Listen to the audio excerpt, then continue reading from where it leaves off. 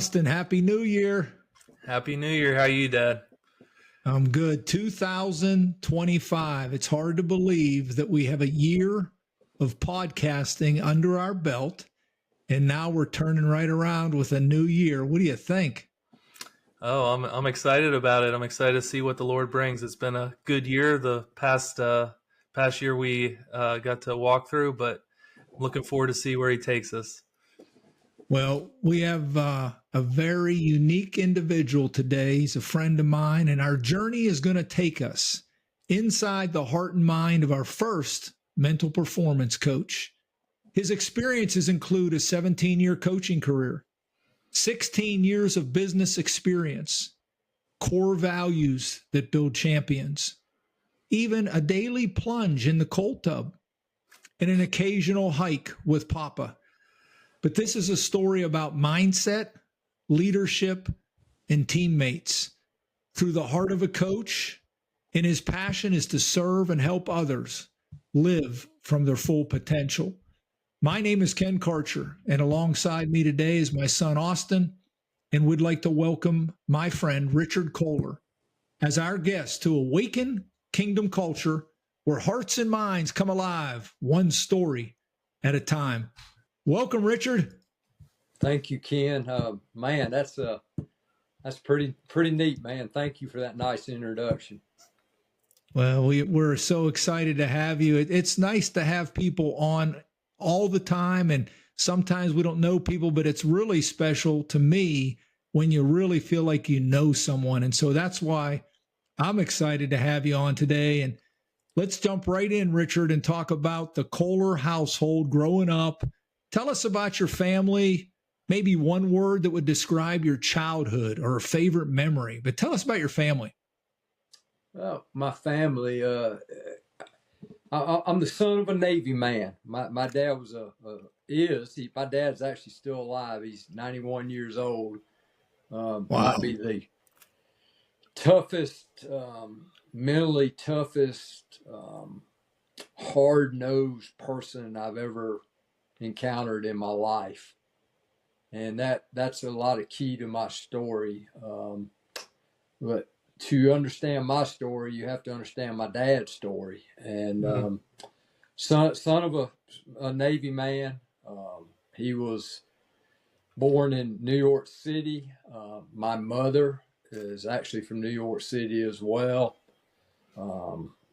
My dad never knew his dad. He was abandoned somewhere between 3 and 6 months old, and it's part of the story that once I became to understand my dad's story at around the age of 36 years old, I was able to actually understand and accept a lot of some childhood traumas that happened, and it's that in a nutshell really is the start of the story. But I was actually born in Connecticut. Like, you could tell with this lovely voice that I was like, you could really guess that I was born in Connecticut, right? And, got that northern accent. Yeah, how about that? I can't even spell Connecticut. C-O-N-N period, and I've always said I'm going to go back up there, and I've been back, but not in a long, long time. And that's kind of something I want to do as I'm advancing in my age a little bit to that. But the story started in Groton, Connecticut. Can't really remember. We actually moved to Charleston, South Carolina. I was somewhere around 5, a little bit before I was 5 years old. And I do have a childhood memory. It was pretty cool. I do remember, I remember traveling and moving down there, but my dad had got transferred from the sub base in Groton, which still exists, to the Charleston Navy base, which has been closed for a while and all that stuff. And so anyway, the story there and my relationship with my dad can really be traced back there to the first part of my life until we got to Charleston, I don't have really memories of him being around because he wasn't. He was actually out to sea most of the time. So hence I developed a very, very close relationship with my mom, and we get to Goose Creek. That's where we actually live. My dad I'm an only child, and my dad obviously did not have, and we will never know if he even had half siblings or anything like that. But he was bound and determined when we got there, which I actually appreciate this decision now, that we weren't going to live in Navy housing. We were going to live in a community, and he on purpose chose a street that had like 27 kids on that street. So I can honestly say my time in Charleston, I don't know that I knew what it was like to be an only child. It's because I was always with kids and always in their houses, out playing and all that stuff. So there's a lot of appreciation in that sacrifice that he made for that. But there's a lot of darkness there too, because he didn't know his dad. He was a little rough with me at times, physical, a lot more physical than, he'll tell you today he wished he hadn't have been. But, and that obviously, you start your story and, that causes, I guess we would say in the mental performance world, some of your traumas, your childhood traumas. And at the same time, it was cementing my relationship with my mom, whereas my mom was probably overprotective for me, very, because I believe this, she was trying to protect me at times from my dad. And, but yet, I mean, it was good. I mean, I didn't really want for anything, but I did want for something. I wanted that approval of my dad. And that's kind of where it all started. And it kind of, that part of the story culminated when I was 36. As we were talking before we got on here, Austin, you're right, man. It's like there are no random meetings. And my mom died suddenly in 1999. I was coaching at Sanford in Birmingham at the time, and I got called off the practice field. I know, Austin, it's be hard for you to believe, but at one time we didn't have cell phones, and we actually had secretaries in the office, and she came and got me off the practice field. And but anyway, my mom died suddenly. I can remember like it was yesterday. It was September the 20th, her birthday was on September the 20th, 1999, and she died the next day. It was actually September the 21st. And we were on the practice field getting ready to, we were playing Eastern Kentucky that week. Roy Kidd, the famous Roy Kidd, they were a powerhouse, man, and they ran the football. And part of my coaching background, man, I was a big proponent of the old 46 defense, the Bear defense, and man, that was going to be my game, just because by that time in my coaching career, I had lost my identity and was making everything all about me. But that death was a wake-up call. And it started me on a journey, and the first part of that story was back to my dad, of being just this mentally tough, never, even to this day, it's hard for him to express himself. And so my mom dies, and my wife at the time, and we've been through a divorce, and that's really kind of part of this story too, is we had went over there. My daughter was 4.5, I believe. And we chose to leave Elizabeth, her name's Elizabeth, in Birmingham, and went over there, and we buried my mom, and I had to make a decision, was it going to be all about football again? And I chose for once in my life not to, idolized football, and I chose to stay in Charleston, Goose Creek, and sent my wife back. My mother-in-law at the time, she's now deceased as well, but they went back. Obviously had to go back and take care of Elizabeth, and I stayed behind. And my dad and I, it was hard, and it got really ugly.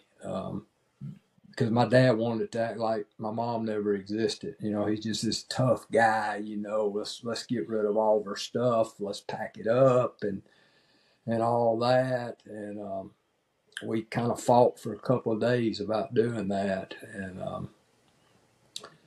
And then, I knew that was going to happen. So I started helping him. And actually in the midst of all this, we were able to laugh a little bit about my mom and that we start going into, her closet, and they had separate closets. And I remember this like vividly. I go in there and I always knew, like all my life up to that point, my mom had always kind of hid things from my dad, and especially when she spent money. I remember I was in her closet, and I don't even know where my dad was. And I'm in her closet, and I'm up there, I'm pulling out these dresses. And I noticed it still has tags on them. I start looking. Like, next thing I know, I've got, I don't know, probably over a dozen pieces of clothing just with tags still on it. And so my dad, there you go. I told you guys he backed up. But my dad, I called for my dad to come in there, and I was showing him to him, and my dad just started laughing, and which was very unusual because usually it would be more anger. And he just started laughing, and he goes, "Yeah, your mom always thought she was hiding things from me." He said, "But I always knew." He said, "God, I never knew she had this much in there." And he goes, "She's got a secret hiding place." So we go to the secret hiding place, and like she was like, I mean, this is like CIA type stuff. She had her own little credit card or places to hide all this stuff. And my dad, we pulled this thing out, and I remember the credit card bill was like really, really big. I mean, even from back then in '99, I mean, it was almost $10,000 if I remember correctly. But all that is, we were able to chuckle and laugh out of that, and it really opened up the opportunity before it was time for me to go back, because I made a decision. I was not going to be at the game. I just in my spirit, I knew my dad needed me. Even though up to that point, my mom had always been there for me, and he didn't know how to do all this, to be a dad, because he never had an example of how to be a dad. But I just kind of knew he needed it. But I stayed over, and I remember back then, vividly remember trying to listen to this thing over the internet that really wasn't that old in the big scope of things on there, and it was cutting out, and I just remember we lost the game, but we did hold Roy Kidd and his offense, like, I don't know, it was less than 125 yards rushing. We turned the ball over all. It doesn't matter, but I wasn't there,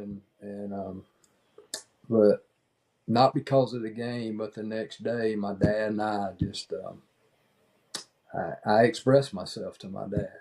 I told him what I needed, and that's when the healing really began for us. And it leads into the next part of the story is, because of the kind of physical and mental abuse, and my mom trying to protect me all the time,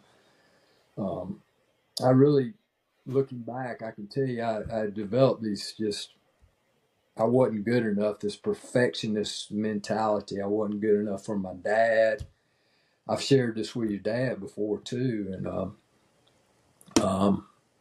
I was raised Catholic. My mom was Italian, and man, look, I got drugged to mass every week, whether I wanted to go or not. I was an altar boy, but in a way, that developed because I wasn't good enough for my own dad. Just me. I don't want this. I don't want anybody to think I'm knocking the Catholic Church or anything. But for me, it was just I don't know. I'm going in there. They're telling me I got to go to the confession box every week, and I was just like, and in my little mind at the time, I'm just computing. I'm just not good enough for anybody, and so not that I could comprehend that as a 9, 10, 11, 12-year-old guy, but I was starting to understand this, and it was to the point where I just felt like I started having to prove myself to everybody. And then in my mom's protection of me, she only had a high school education, and she was bound and determined that I was going to be this straight A student, So I was a kid that you'd bring home your test scores, and you'd make 92. You think back, we all probably, man, I'm kind of proud of yourself. My mom would look at me and go, "Why didn't you make 100?" So I developed at as early age, just always felt like I had to prove myself and wasn't good enough, and but I love sports, and sports was kind of a safe place for me. And believe it or not, actually baseball was my first love, and to this day I still ken those, and because your mom, man, just New York, the Mets, and there's a story and all that too, and so I'm a fan of baseball, like fans, short for fanatic, I don't even like to admit this, but I was all on top of this Juan Soto thing, like, they got to sign Juan Soto, and so you're a Mets fan too, then? Is that what you're saying? Yeah, so I'm a Mets fan as well because of my mom. So yeah, we had a good year this past year, didn't we? yeah.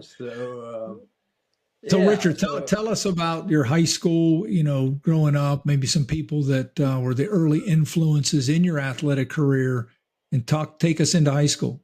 Yeah. So my mom, it really, it goes back to my mom. My mom worked at the high school. We grew up in a little town called Roanoke, Alabama.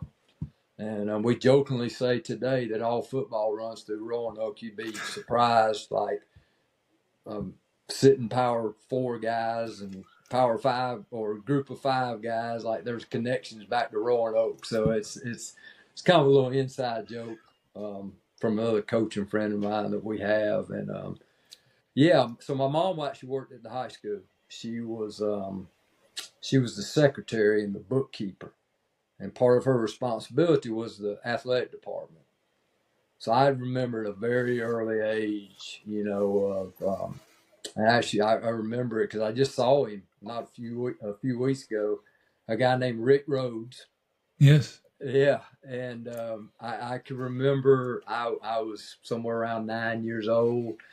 And that was actually Rick's first full-time high school job, Roanoke, Alabama, the Handley Tigers, and at Miss Ames, and I just remember them coming over to the house at night, and it wasn't because he was also the athletic director. My mom was trying to help him with the books and all that stuff, but I can just remember sitting at the table, and a lot of it was my mom just being a mom to.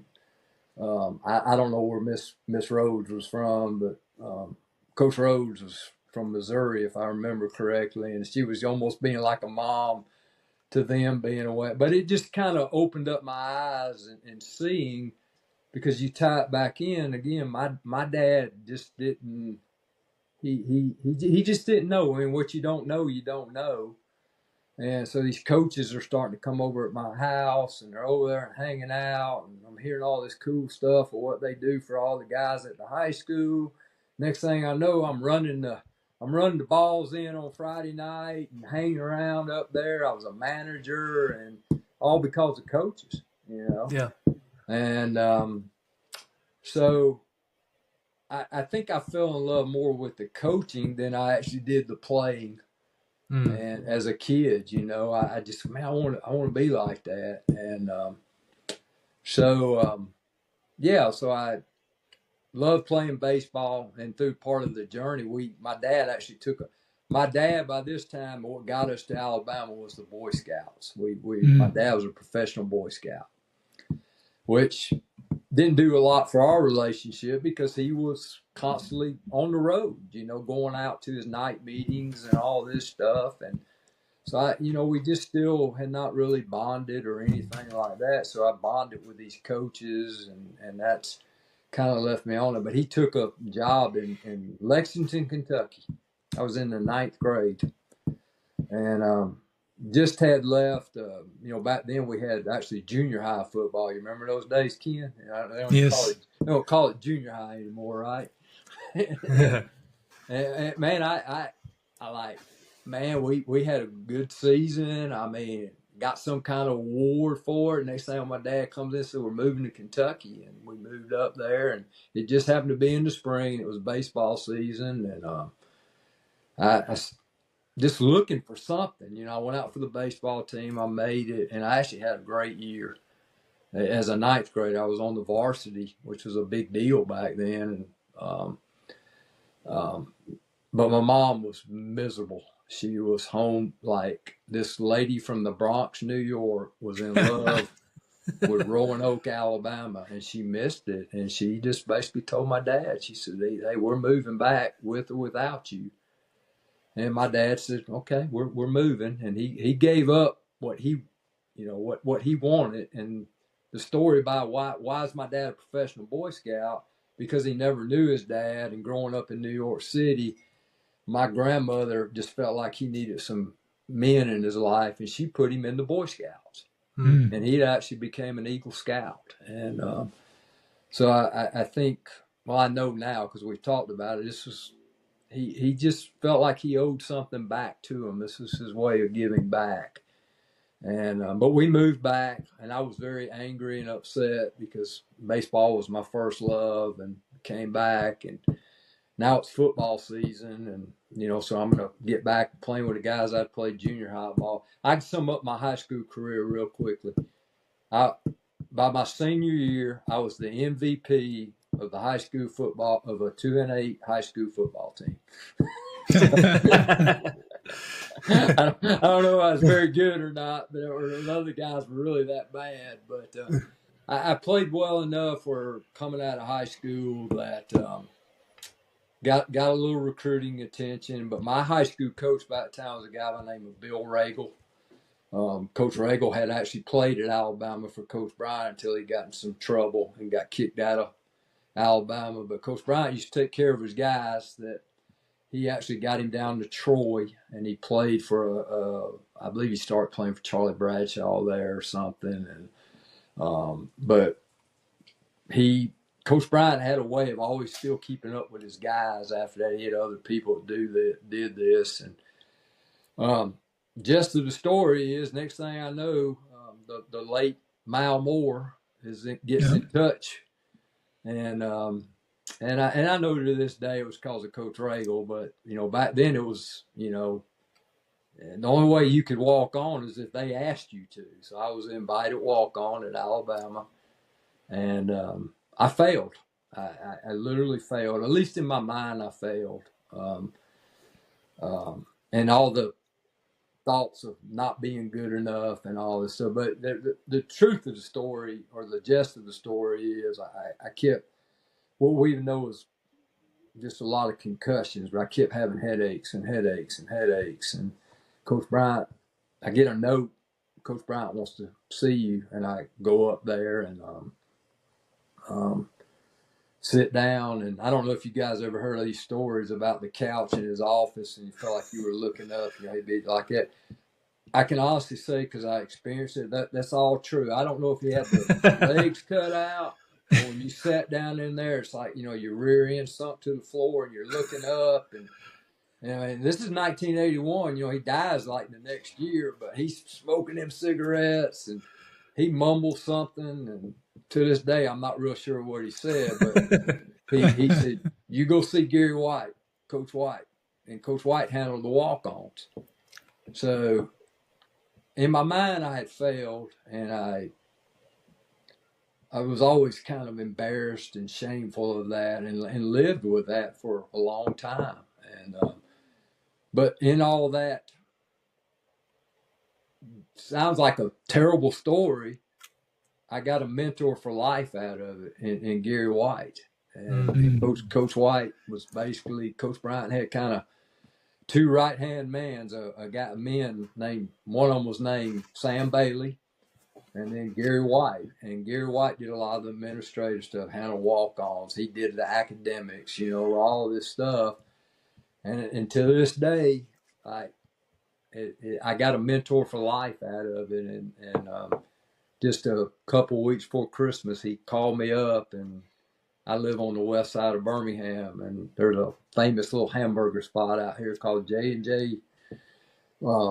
This is J&J's. It's a little truck stop gas station down below a new hospital they built out here in this Bessemer McCall area, and we went out there. So, and through a lot of things that happened over all my life, there's one thing I could always do. I mean, like I would call Gary White, and to this day I can still call Gary White. So, in that story, and Ken, I've said this, our stories will either hold us back or propel us forward. But in that story that was not turning out very good, something really good came out of it. And but my desire to be a coach was there, and the purpose and the why was still there. I wasn't a very good player, but I knew that coaches can make a difference in young people's lives, and I knew what Coach White had done for me, and that's one reason I even got my master's in counseling, because he had a master's in counseling. I've always been fascinated with people anyway, and so that led me into coaching. But that same thing of I wasn't a very good player, so now I'm constantly proving myself, and all that. So, Richard, let me ask you this, and if you're one thing, don't tap on your table there. You can keep hearing that, I think, if you're tapping. But they're my Italian mother. But when you look back through your college, high school career, and then into your growing up days, what would you say was the influence that helped you or even held you back of who you became today? Was there one thing from your upbringing? I think the one thing from upgrading was just that held me back was my relationship with my earthly dad. It held me back, and it held me back, and it drove me in this perfectionism to prove myself that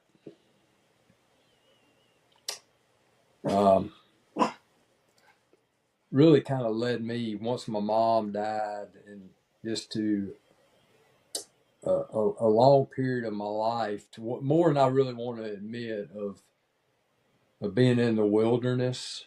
And but through all that, the other side of that is that my mom kept dragging me to church. And I always, darkest things would get in my mind. I knew, because look, guys, when I went off to college, I mean, I was in full grown rebellion mode, of the last place you were going to catch me, was going to mass, or even, by that time growing up in rural Alabama, there wasn't a whole lot of Catholics around. So your friends, you would go to the Methodists, whatever they had on Friday nights, and the Baptists and all that. But that was the last place you were going to catch me. And now you might could catch me at the local bar, and spend a lot of time. I shouldn't have been in there and all that stuff. But that experience of going, the Holy Spirit was working on me. Mm-hmm. And because I can also look back at some of the bad decisions I made while in college, that only through the power of the Holy Spirit, power of God, that, you know, like today I know, like I needed to go through all these stories and all to actually get to where I am today.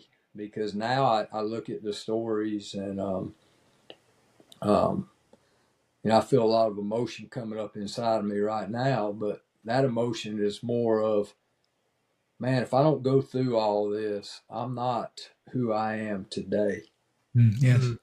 You know, and so I had to go through a lot to prepare me up until one of the greatest things I have in my life right now is, you asked me earlier, you know, are you having a good day? And before we got on, and man, the first and third Sunday, and sometime the fifth, when we have with the five, and that's the most fulfilling thing I do in my life right now. I get up and I go to prison on Sunday morning. Mm-hmm. And I'm part of a prison ministry, and I think it every time. And when I ride out there and when I ride back, I'm like, man, if I hadn't been through all this, just failure and learning to appreciate and listen to other people's stories and value other people, and I have the same. It right now at this point in my life, it's the most fulfilling thing I do in my life, and I can describe it in one word: it's joy. It's like the joy that overtakes me, and you know, and you know your own story, and your own story is a journey of, I'm not good enough, always trying to prove myself, and struggling with unforgiveness of yourself. But yet you go through all this so you can walk in there, because in a way, it's obviously a very, very dark place being in the prison, and there's not a lot of hope there. But yet you can go in there, and like these guys, in a way, I kind of see some of myself in there. It's like I've made mistakes. I'm not good enough. And just to have that, it's like you have this connection. Yeah. And the joy that comes out of it, man. And it's the same way when, in the mental performance coaching, when I do get the opportunity to go and talk to coaches or teams or anything, in a way I look and I see kind of myself in them all. Athletics athletics in general, playing, coaching, whatever the sport is, sooner or later it's going to tell you you're not good enough. I mean, even your body might be the thing that tells you you're not good enough, but somebody sooner or later is going to tell you you're not good enough. And as we know in the coaching industry, and we're in that season right now, where they call you in and get fired, which is another, you're not good enough, and and your dad and I have talked about this, and your dad's just been a great encourager to me, because I'm still a person too, right, and can very easily get discouraged sometimes and all that, and but all that in that story, that's what keeps driving me wanting to go back in there, because if I can say anything, one, if I can just listen, because people want to be heard. Amen. And when you've been through all this and you understand all this, it's just kind of like, tell me your story, Right. And so in a way, I see that when I go in, it doesn't matter if it's high school, college, it just, I've come to realize you have to, because of God and my relationship with God, that I needed to go through all this to put me right where I am today. Yeah. Just even to be talking to you two great guys, you know. Mm. And what the lesson I guess I've learned out of it was a lot of all that in the past. There's a lot of my own selfishness in that, you know, and I relate selfishness to my sinful nature, and I just I just think I'm on the path as your dad calls Papa, but I just really believe I'm on the path of my purpose every day, and that's to serve and encourage everybody I come in contact with, and that is a reminder when I start feeling sorry for myself, and it's one of the reasons I get in that cold plunge every morning, just to remind me that I need to remind myself that, you know, you have a purpose and all that type of stuff. So as you you transition out of college as a student and a player, tell us a little bit about how your coaching career took off and where you went, and how Papa showed up during that time. Well, good experiences as a young high school coach, and actually really wanted to start out in college. I through the people at Alabama, I'd actually gotten a graduate assistantship at the University of Florida, which would have started in 1985, and but something happened in there that kept me from going down there. That was completely out of my control. It was called the NCAA probation. Came upon the University of Florida, and I get a call from the guy and says, part of our sanctions were they were going to cut back, basically the graduate assistantships and all that. So, so I went and coached high school ball, and great experience. I think what I learned about that was I had been around the college because I had basically Coach White had made me a student assistant in the football office, and what that entitled was whatever they needed to be done. I'm Ray Perkins that came in as a coach at Alabama, and here I am. The offices were up in, the Coliseum still exists down there, but everything was in the Coliseum. And I remember Coach Perkins that came in from the Giants, and I'm down there walking down the hallway. If somebody had sent me to find some old film, we still had 16 millimeter films, and I come walking down there, and Ray Perkins stops me. I'm 20, 21 years old. He goes, "Who are you and what do you do?" And I didn't even tell him my name. I said, "Coach, whatever you need done." And that must have been the right answer, because that's basically what it was. Coach White behaved. Coach Perkins needs for you to go and pick this up. You need to go and do that, and all. So that, and I just learned that, and but what I learned, what I was learning, and it goes back even in my childhood. And my dad, again, he didn't want me to be this only child. He was a spoiled kid and all this stuff. So when we moved back to Alabama from our stint in Kentucky, my dad actually took a job at the local bank, and he comes home one day and says, "Oh, by the way, I got you a summer job." So, okay, well, what am I going to do, Dad? He goes, "Well, you're going to work at the sawmill." I'm like, I don't know how to run a saw.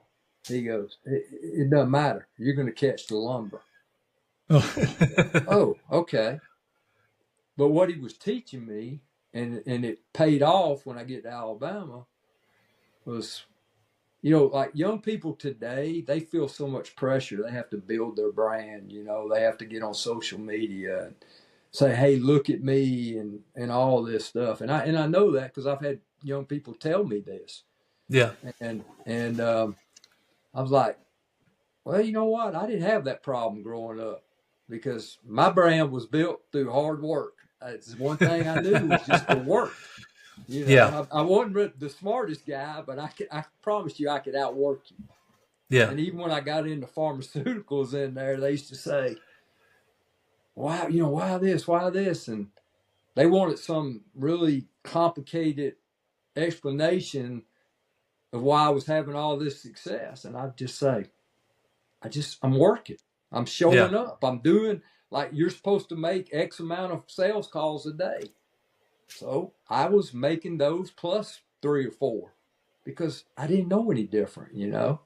Yeah. And just that work ethic and stuff. And it goes back again, the trauma of my dad and my relationship and all that stuff. But all along, I was learning things. I was being taught things, you know, and because he what he did understand was, you know, work ethic, discipline, self-discipline, you know, and I was so tired of discipline. By the time I went off to college, I was obviously in the full rebellious mode, and probably, you know, even I know I can honestly look back and say to Alabama, you know, yeah, I got hurt and all that stuff, but reality, I can remember the first day going out on that practice field. I mean, look, they had just coming off. They had won 78, 79, had won back-to-back national championship. They came close in 80, and they're fixing to go for it again at 81. And I'm out there going,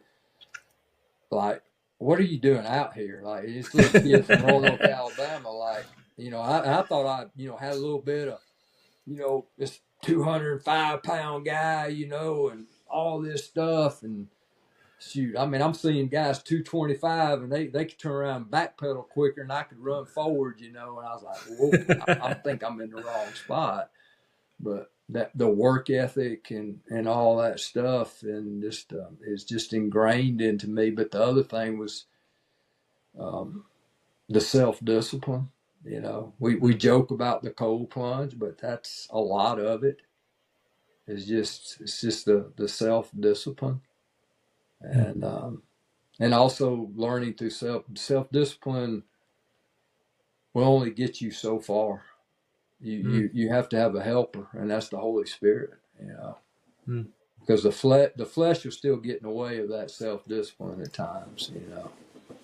So yeah, so and you know the story and even being in coaching and trying to prove myself, I will have to say this: that was not a good way to live your life, because and this is the mistake I don't want other coaches to make. When you start getting all your self-worth in what you do, and in this case football, mine had gotten so bad it wasn't a matter of just winning and losing. I was a defensive coordinator at Sanford, and it didn't matter if we won or lost. All I wanted to do is look at the stat sheet and say, well, did we hold them under 100 yards rushing? Did we hold them under, you know, all these great goals that you set? And it didn't matter if we won or lost. I mean, I wasn't going to sleep afterwards because more than likely, you know, it wasn't going to be the perfect defensive game, and lost that. And I had the same trait that my dad had, and that was I did not know how to express myself to outside of my mother, who is now gone in 1999.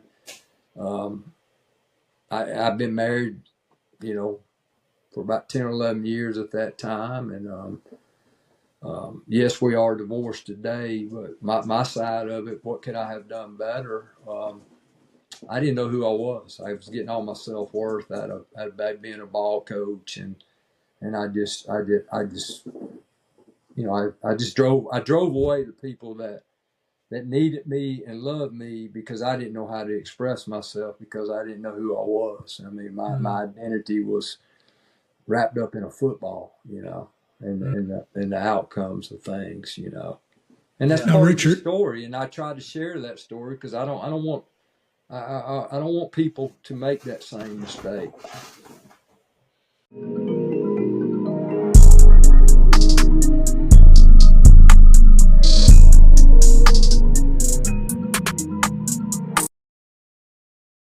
interrupt you for a moment.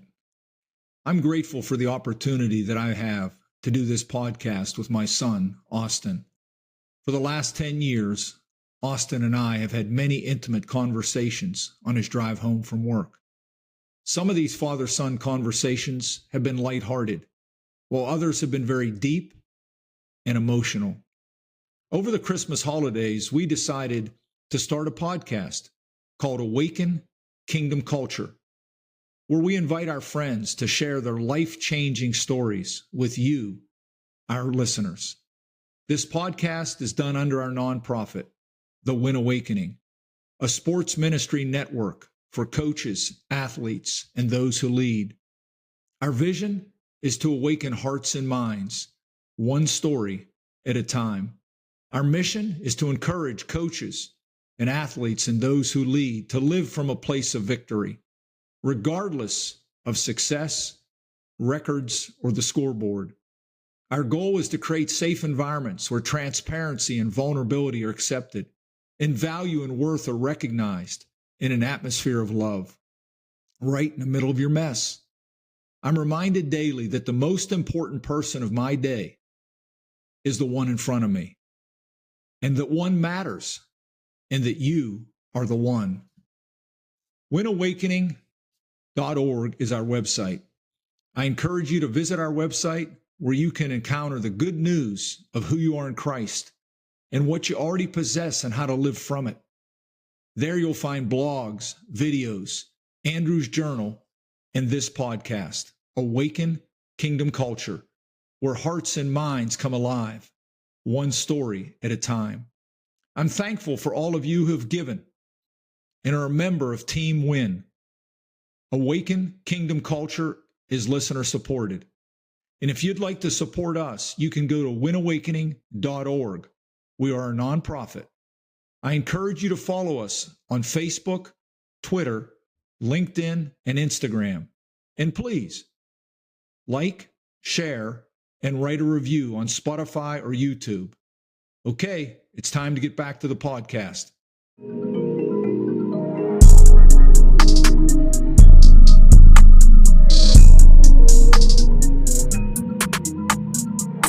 We talk a lot about on this podcast, Richard, with our guest about the tapestry of life and how Papa brings people together. Yeah, I think you had two people on your Sanford staff that have crossed my path. One of them we even had on here, but Chan Gailey and our late buddy Joe D. Yeah. Wow. The second one, Joe D. Love that guy. Had the privilege of working with Joe for only 1 year. I had been at Jackson State, ended up at Sanford, and really kind of the way I ended up at Sanford is kind of the way I ended up at Alabama. I was a walk-on, and I literally, my wife at the time had gotten a transfer to Birmingham, and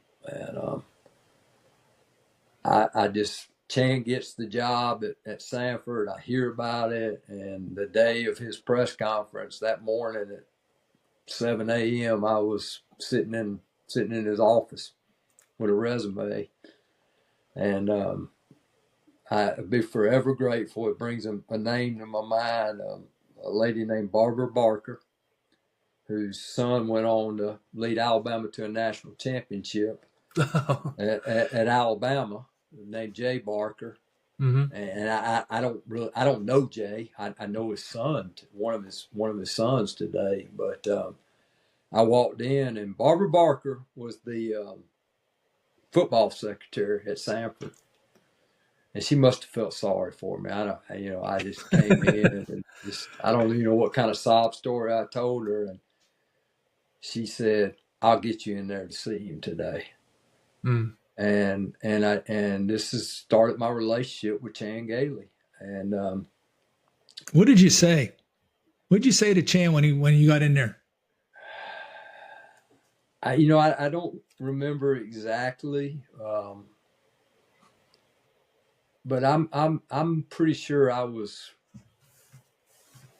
pretty black and white what I said to him, because it's one thing I do know about myself. I'm pretty straightforward and black and white. I mean, what you see is what you get. And with whatever I did say, I remember his response was, I've offered, you know, at that time, the Birmingham Fire had just folded, Ken, if you remember. And Yes. I think he wanted as many of those guys. He was offering all of them a job, and all he did something. He said, if all my guys don't come, he said, we'll be back in touch with you. Okay, so you go on. So the story just kind of fast forward, and next thing I know, I get a phone call, which was on the answering machine. Back then we had answering machines, Austin, and there was an answering machine left on my house phone. It was from a guy named Pete Hurt, and he calls me up and said, "Hey, Coach Gelly wants you to come down. We're going to interview you, and we're going to interview you for a defensive spot." And so, okay, I'm trying to prepare, and as best I could, but it's like a spot, like what spot? They don't tell me and all this stuff. And anyway, I remember just redoing my drill book, because you go back to my first college job, Ken, of a guy named Bill Burgess at Jacksonville State. And little funny note, the two guys I worked for in college in this state as head coaches, they're both in the Hall of Fame in this state now, in spite of me being on their staffs. So, but Coach Burgess had always taught, and one thing I took over really in everything I did in my life was Coach Burgess was this big stance alignment technique guy. He was the process in this state long before Nick Saban got here. I mean, everything was about, taking the right, just every little detail you could think of. So that's really how I prepared for that interview, was just, okay, I don't know what, but what I do know is I've coached inside linebackers, outside linebackers, and I'm just going to prepare all my drills, and I'm going to show him how I did it with my cones, and you start and how you finish and all this stuff. And I went through one drill, and Chan says, "I want you to install your defense that y'all ran at Jacksonville State. Just teach it to me on the board." And I'm sitting there, and the first thought was, wait a minute, this guy's coached in all these freaking Super Bowls and all this type of stuff. And I was like, well Coach, can I need to take a bathroom break. The reason I did is because I need to go, you're talking about this rush of feeling not good enough and inadequate and all this stuff. So I go and got my composure, and it was several hours later. And he grilled me, and it's one of the best things that ever happened to me, whether I got the job or not, because that's just the way Chan is. I mean, Chan is what I learned from Chan Gailey about leadership is to listen. You listen to lead, and he was listening. And so he ended up offering me a spot, and then I actually got to coach the outside linebackers in the odd defense, which means I got to really start learning about teaching pass rush, and that's till this day, that was the most favorite thing I ever did in coaching. And I think deep down I'm a wannabe lineman to start with, so and all that. But then the beauty of all that was Jody Alessanders. He had been at Livingston, which is now West Alabama. I remember first time I met Joe, when he, I had never met Joe before, and I had come down there my first day, and Joe comes up to me and, "Where are you from?" I said, "Roanoke, Alabama." And he goes, "You know a guy named Tommy Hill?" I said, "Yeah." I said, "One of my dad's best friends," and all this stuff. And so the connection was built, and Joe just had this way of, whenever you were with him, like, you always felt like you were the most important person around. And it's a quality that I still to this day try to, try to follow and stuff like this. I know your dad and I've talked about going up to the coaching convention, and the one thing I don't like about going to those coaching conventions, you're sitting there talking to the guys, and they're always, doing this Yeah, and yeah. all this stuff. And you want to go, hey, look at me, like I'm a person too, but I learned that from Joe D.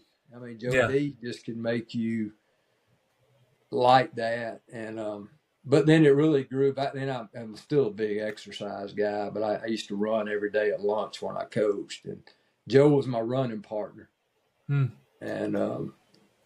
it was awesome.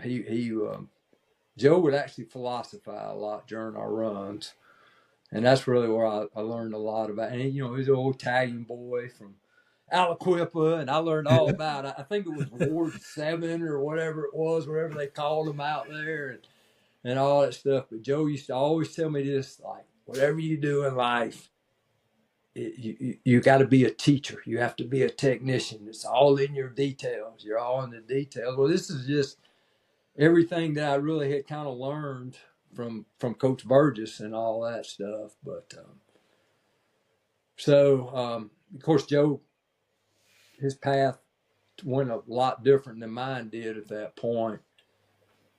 But what Joe D, by the time I got fired from coaching and went through a divorce, here's the thing about coaching, like, and we've talked about it. Right now, there's guys are out of jobs, are looking for jobs, and your dad and I've talked about this. We trying to be intentional to people we know and reaching out to them. Because when I got fired, it was really a combination. My mom had died suddenly in '99. By 2001, well, really the middle of 2000, my wife decides she wants out. She's walking out. I'm going through this divorce. I'm fighting for my child, and I'm fighting for my football players. And next thing I know, I'm getting fired from that job. And so by 2002, I'm at the point in my life where, I mean, I really, like, when I can honestly tell you, I mean, I've dealt with depression. I was depressed. Actually thought a couple of times of just, it ain't worth it, not being here anymore. And I think being a dad on earth kept me here. Yeah. I would have those thoughts, but I just like, no, this little girl needs me. And so I hung in the battle, so to speak. And that's really where I got addicted to exercise. I needed an outlet, and that's what I did. But then when you're out of a job in coaching, and you're no longer needed by them, the coaching profession will go very silent on you. Mm-hmm. And it went silent, because I was still kind of going through, do I need to, I wanted to stay in coaching. I knew I could still help the boys, so to speak. Joe used to always call it his boys, and that's kind of where I got that from. I always felt like I still to this day, I feel like I can help the boys. And but I'm out in the wilderness now. Like, I ultimately decided, for the best of my daughter, and I don't regret this decision, was, I ended up having a judge and going through arbitration, and in this state, unfortunately, they try to make you an every other weekend dad, and I wasn't gonna stand for that, and I fought, and actually we got this deal set up where I don't even remember, I shared custody, so I was gonna have my daughter like every other week, in a nutshell. And I talked with my attorney, and I'm like, and it wasn't even, I could have taken a high school job, but I didn't have any family, nothing, anybody to help me. So I just made a decision. It's like, I'm going to be a dad. And I'll find something to do. And that's what I did. And through coaching, though, I got old coaching buddies, the one that got me into pharmaceuticals, because it's still about relationships. Yeah. But while I'm in that darkness, man, the only guy, to this day, the only guy that ever called and checked on me was Joe D. Mm. And I'll never forget it. I'm forever grateful. And Joe and I just had this special relationship that,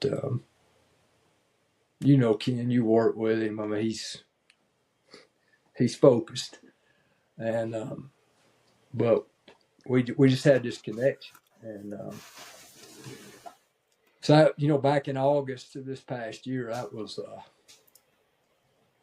a tough day when I found out. Because we had our summer talk. I mean, always right before he would go on the NFL vacation time, we would always talk, what are you doing and all this stuff. Of course, Joe wouldn't always tell you exactly what he was doing. Like, he didn't tell me he was actually going to get us, this surgery and all this stuff. But we had our talk, and I knew once camp started, I mean, just our tradition. I mean, once he started, man, we just, I might send him a text, but, and man, we got taken away, man, and it hurt, because he used to always tell me, and your dad knows this, I do a little text on Monday morning to a lot of coaches around this country, and Joe was on that text. Yeah. And he used to joke with me. We had a nickname for each other. We'd come running back into the track at Sanford, and they only had 7 lanes in that track. You're supposed to have 8, right? Yeah. Well, they only had 7 there. I don't know why, but we'd get in there, and we'd always joke, "Get out there in lane 7." So we called each other Lane 7, and he used to send me a text every now and then. He'd go, "Lane 7, you always wanted to play in the NFL. You wasn't good enough, but I just want you to know every Monday morning that you're in the NFL." He told me whatever I sent out, all of his offensive linemen with the Ravens, he would just send it out to them. Wow. And I actually watched the Ravens yesterday. Excuse me, guys. We're gonna have a partner in this thing real quick. It's driving me nuts here. But anyway, I'm sitting there watching it yesterday, and in my little mind, I'm like, those are my guys out there, Yeah. They don't know me. It doesn't matter. So yeah, special. So Richard, person. let's transition to now. Before we go to legacy in a little bit here, tell us what you're doing now. And people hear the words mental performance coach. Can you help our listeners know what the heck is that? What are you doing now, day to day? Yeah, I wonder that sometimes too. When I first found out about it, I was like, "What the heck is this?" And again, I think you have to understand the story. I'd been working in pharmaceuticals, and must have done something right, because I was actually able to retire early, and that was actually the goal when I got in there. I just little side note, when I got into pharma, I've got half custody of my daughter, and the one thing I did through all this, I had started probably 91 or 92. It was maybe the year or 2 before I got to Sanford. I had the hole in my heart, it was, I was starting to get curious about God again, and I had started starting my morning out with prayers. That's what they would say in the Catholic Church, with prayers. But I was reading devotionals, and I got in that, and I'm really proud to say, to this day, that's 2025, man. That's most mornings. That's how I start my day, after the cold plunge, and so it was a great habit to develop. And it, sorry, I just got a lot of emotions going. I'm still thinking about Joe here for a second, but yeah. So anyway, I go through this pharma and had made a prayer. I just remember praying to God one more. God, I don't know what I'm doing. I really didn't. I'm a guy, right? And you're trying to raise at this time. I think Elizabeth was 7, 8 years old, and I'm like, there's some things about little girls that like I don't know. And I just remember just sitting. Look, I remember sitting at the house I was in. I just looked up at God and I said, I need some help here. Like I'm have this little girl here half my time with me, so I don't really know how to be a mom and a dad. So I need your help there. I said, now you got me in this job where I definitely don't know what I'm doing. I said, these people, they don't know how to block a 3 technique. And they don't know how to make a tackle, and I said, I need some help. And I just remember even saying, and when you get through giving me all this help, God, just some way can you get me back around football? And that really led me to that prayer did not get answered to 2019. And through relationships of coaching, I actually knew Bill Clark, who was the head coach at UAB, and his legacy of rebuilding that. I knew Bill when Bill wasn't Bill Clark, he was on his way up, and we rekindled our relationship in 2019. And he asked me, he said, how much longer are you going to do this pharma stuff? And I said, well, I actually can retire at any time I want to. And the only reason I'm still working is because my mentor, Coach White, told me, he said, you better at least keep a job. At least you'll have something to do every day.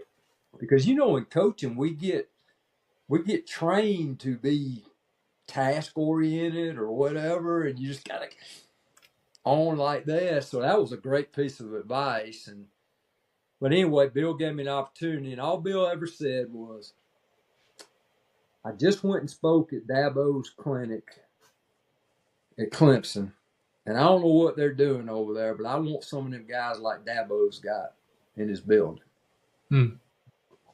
So I've always been a curious learner. I got to researching all this stuff, and in the nutshell of it, what is a mental performance coach? Well, the first thing you got to do is you've got to be available. You got to be available for people.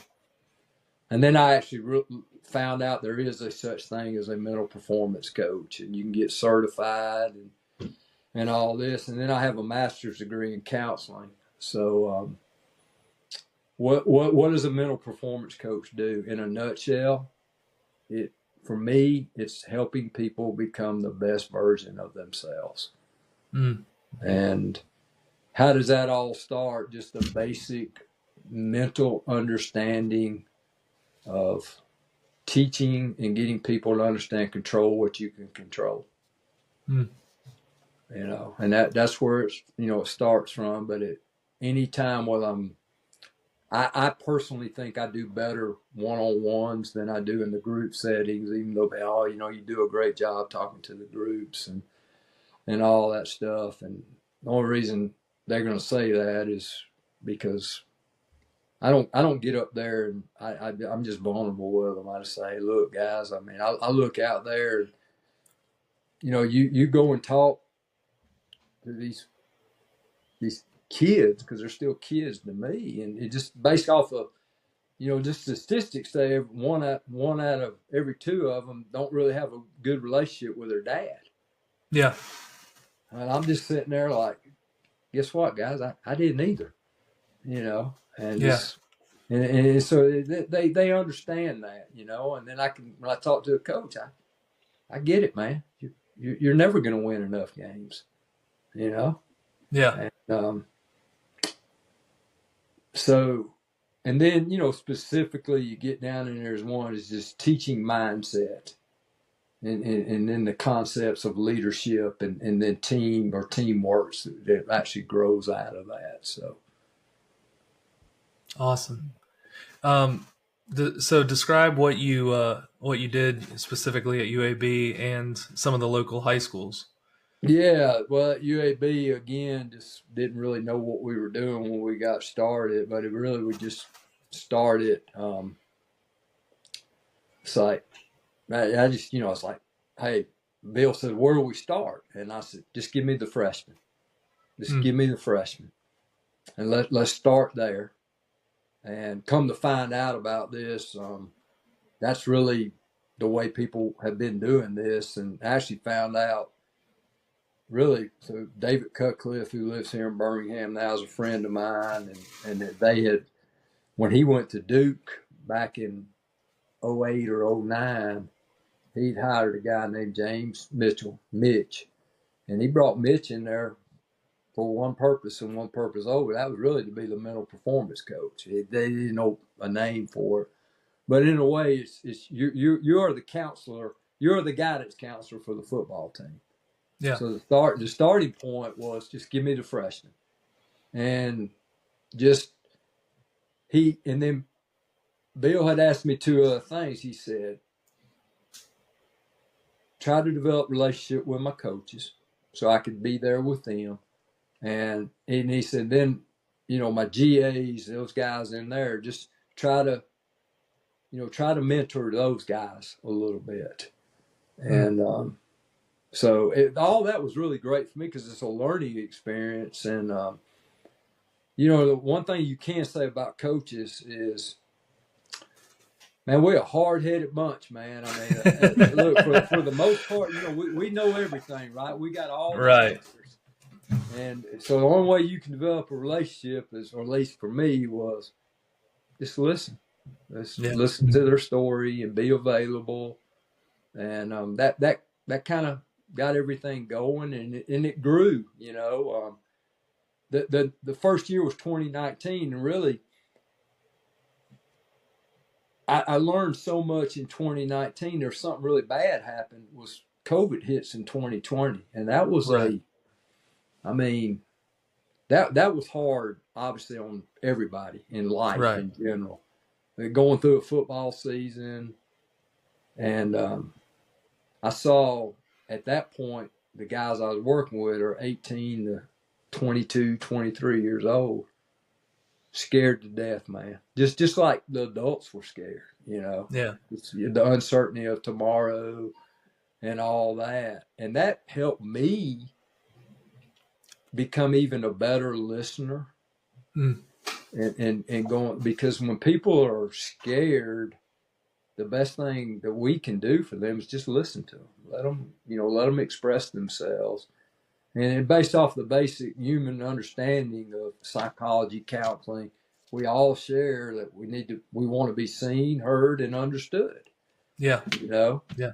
And so that was, in a nutshell, is like mental performance. I was kind of I would say like the guidance counselor for the football team.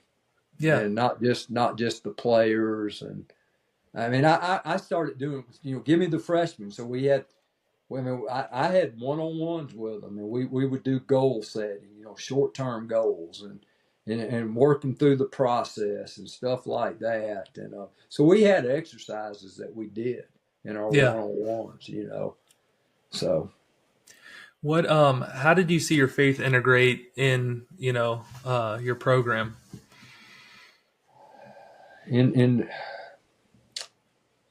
That's how I see it. I see it through one verse. 1 Corinthians 3:6. And depending on what version you read, it says basically, I plant the seeds, Apollos waters, and God grows. And so I see myself, I see that as my assignment from God. Yeah. So my servant, my assignment is to plant the seeds. Right.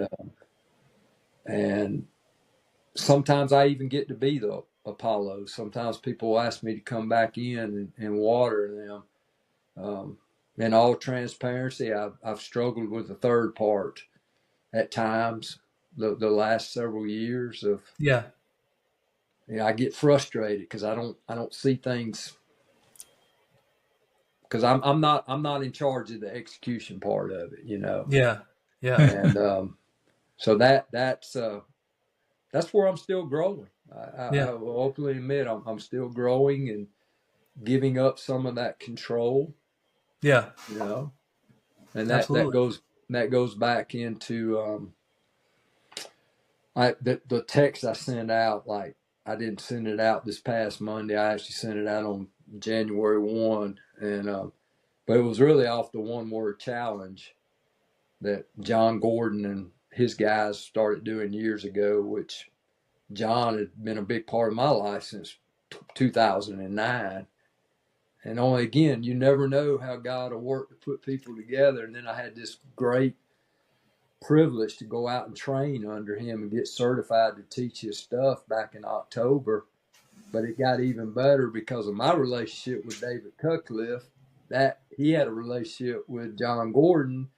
And so now I got this really cool relationship with,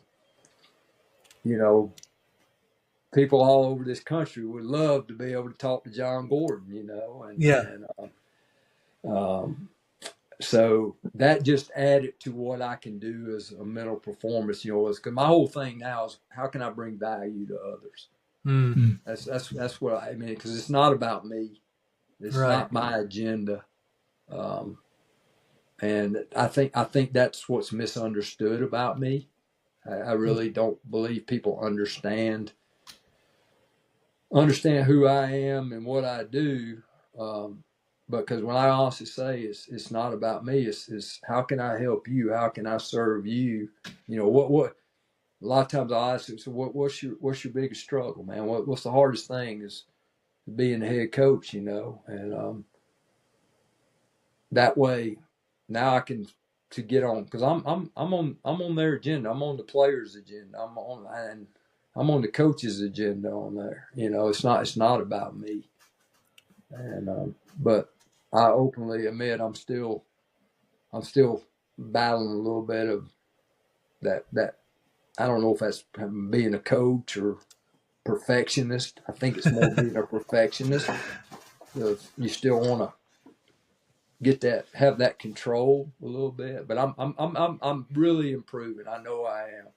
I put myself through an exercise at the end of this year to. I saw it on paper. I know I'm trending in the right direction. Isn't that what they say on social media or whatever? You're trending. Trending. Yeah. Yeah, I'm trending in the right direction. And I think at the end of the day, really, that's what God wants from us. He wants us to be growing. Yeah. Amen. Because this isn't our home, right? Right. Yeah. Richard, I want to go to your daughter, who you've already talked about a little bit, and then we'll get ready to close. But you asked a very simple, direct prayer to Papa when you were raising your daughter.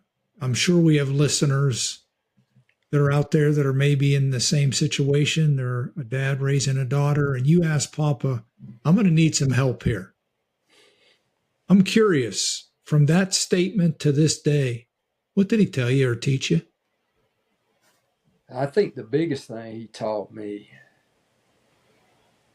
was to teach her about her choices, ownership of choices.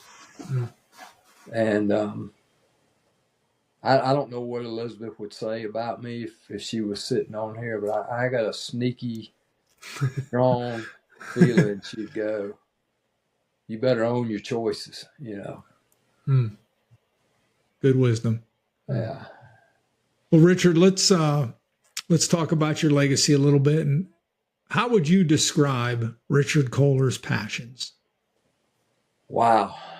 I hope through some of this podcast that people could hear it. I mean, I am passionate about the college athlete and the college coach. And that's not, I've been really, this has been cool since 2022. I kind of expanded, been doing a lot of work in high school. I've still had some colleges and all that. but I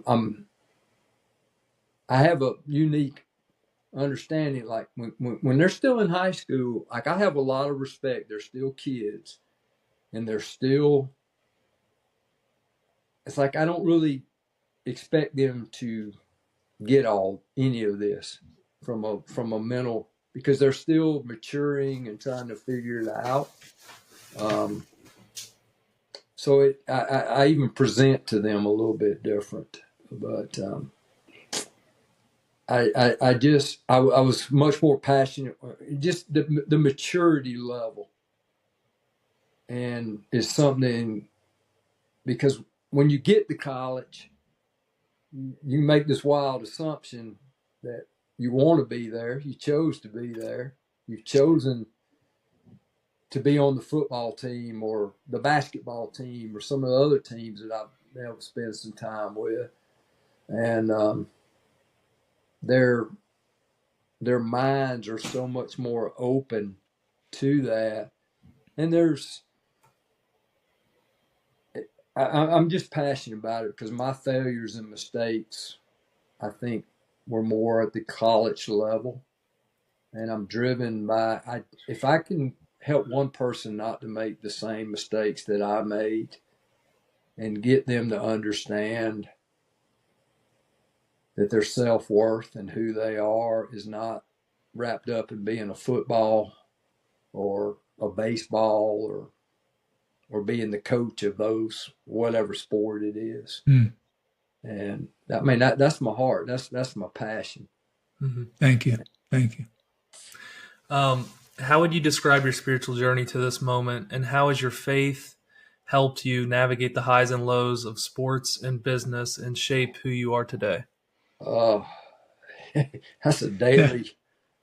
daily. I mean, Yeah. really. I mean, it is. It is daily. My spiritual journey is. We talked about. I mean, a lot of this is tell a story and all this. And yes, I've had to dig into my story. You dig into it, and there's some abuse there. There's rejection. There's some of my own pride. There's a lot of bad stuff there. But until I started really digging into it and recognize it, I'll say this: the regret I has is I stayed kind of stuck in my story for way too long. Because I know I've said this to your dad before. I'll say this: is our stories will either hold us back or propel us forward. And I really believe right now in my life, and it is a spiritual journey, because I really believe that we're all spiritual beings having this human experience. Mm-hmm. And I just believe I'm in the journey now and in my story. The great thing about it is I still think I'm writing my story. Mm-hmm. Whereas when I used to look back at it, I'm like, man, this story's written, man. And that wasn't good, You just you're negative, you're just not a good person. People don't want to be around you because, and a lot of times, like, man, maybe I just know everything, or because I'm still trying to prove myself. The journey and the story is now is, if I don't like yesterday, guess what? I can get up and rewrite the story today. But the difference is now is that God, Jesus, is at the center of helping me write that story every day, Amen. Yeah. Richard, when someone encounters Richard Koehler, whether it be a player, a coach, or a program you're working with, what would you like them to experience, and what would you like them to remember about you? What I want them to experience is the same things all the guys from UAB used to tell me.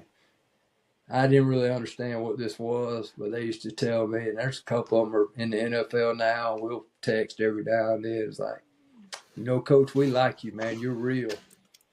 It's like, what does that mean? But that's who I am, man. What you see is what you get. I mean, I jokingly say, but I mean this. I'm one heartbeat away from falling off the reservation at any moment, of falling off God's reservation, man, because I know what my flesh is capable of, man. And so I'm just a real guy, man. If you want real, that's me. If you want me to be politically correct, I'm not your guy. Not gonna be your guy, you know. And, Thank you. How can people connect with you? well, now your dad. Now I remember riding up to Coleman one day. I'm like, man, what do you do about all this? And several ways. I've actually went into digital marketing. I just started this the middle of December, and so I have a Twitter account now, and it's RKOEHLER 2171 at whatever all that is. And shoot, I'll give out the main thing is that, look, anybody listening to this, just call me 205-427-6675, because that's what I really prefer. I just enjoy that part of it. Or I should say, or just text me, because that's the best way. Yeah. That's the best way. But the digital marketing has been quite interesting.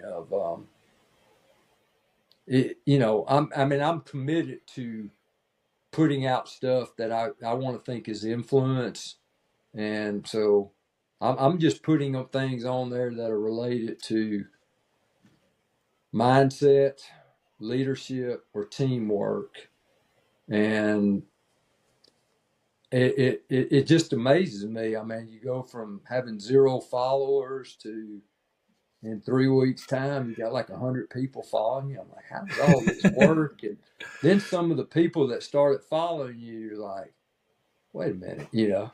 Yeah. Like, yeah. Some of them are actually going to be on TV Thursday and Friday. How does all this? That's the part I don't understand, but you know. So, but I'm trying to even encourage the coaches to, you know, the student athletes live on Twitter, and they start in high school because that's the way they build the brand. And I'm trying to encourage get your players to follow, because at least when they look at my stuff, it's hopefully it'll be encouraging and inspirational to them, you know, to help them grow as individuals, you know. So. Well, Richard, the last thing we like to do is final words. And I'd like you, if you have something that maybe we didn't ask that you want to share, or whatever's on your heart, final words, and then Austin will follow and I'll wrap it up. Oh, my final words is just thank you. Thank you to you, Ken, and just you, Austin. And I said before we got on here, and I'll say it now, that you're wise beyond your years, and that wisdom will serve you well as you go through this journey of life. And because my final words is comes out of a book. It was written in 1978. The road is less traveled. Life is hard. Life is difficult. And once we can understand and accept that, then we're ready to grow. We're ready to grow as people. And our challenge as humans is quit running from the hard, embrace it, and see it all as opportunities to grow and get better. And I mean that from the bottom of my heart. So much so, when I forget that, and I do forget it from time to time, I actually pull it out and I read it to myself sometimes. So, yeah, that's kind of my final words there. Well, Richard, thank you for your time first off, and thank you for, you know, all that you've meant to my dad over the past, you know, year or so. And you know, obviously I'm very humbled by your kind words, but you know, I'm just continually amazed at all these different stories and all these different connections and people that, cross each other's paths. And I'm thankful for your vulnerability and just how open and real you were today. And, just your final word, what you were just talking about. We have this idea or this perception that this life is going to be easy, or especially when you become a Christian. Sometimes you feel like, the sin world that we live in, that disappears, and, all our relationships are going to be good and clean. We live in a broken world. And I think, what we're all searching is, how do we experience this life that God has promised us in this broken world? And, I think what you're doing with young men and coaches and people in prison and, is one, providing hope, reminding them that they're loved, and that, they're not alone. I mean, that's we tend to isolate ourselves, and we think that, our story is only us, walk through this. And I think that's the power of the story, is when, people like you are open and vulnerable, and, people say, hey, that's kind of like me. I feel that way, or I had that experience, and the ability to come together and, see that God was in the story, even when we didn't recognize it, is hope to so many people. So just thank you for your time, Richard. And I thank you for who you are and all that you do for people. So. Well, thank you, man. That means a lot. And then, I can't leave. So we gotta just, even how your dad and I connected. He brought up Joe D, and I should probably stay in my mind too much, but just the day we met, man, and just Joe D. Without Joe D, like we're, who is this guy? Who is Ken Carter? Who is Richard Koehler? And Aliquippa, Pennsylvania, man. Like a lot of good players from Aliquippa. Yeah, I'm telling you, man. Yeah. There was actually a book that was written about Aliquippa a few years ago, and you start reading it, and you're just like, holy cow. I mean, kind of like Mike Ditka and Terry Dorsett and all that. So, yeah. But your dad's an awesome guy, man. I appreciate you, Ken Carter. Well, thank you, Richard. And, I'm obviously spoiled because we get to spend every Friday together, you and I and Brian, and I treasure that time. But, as I sat and listened to you today, there's one word that jumped out that you said that I thought really shows who you are, and that is the word available. I see that in your heart. I hear that in your words, and I've experienced that in your friendship. And my last statement that I want to leave with you, and I've said it to you before, and you've mentioned the word today, but the great news is that you are approved and that you are of great value, Richard. You are of great value to me, and I know you're a great value to your daughter and many others.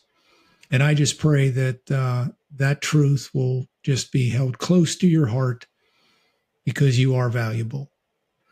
Austin and I would love to thank you for taking time to share your story with us today and our listeners at Awaken Kingdom Culture, where hearts and minds come alive, one story at a time.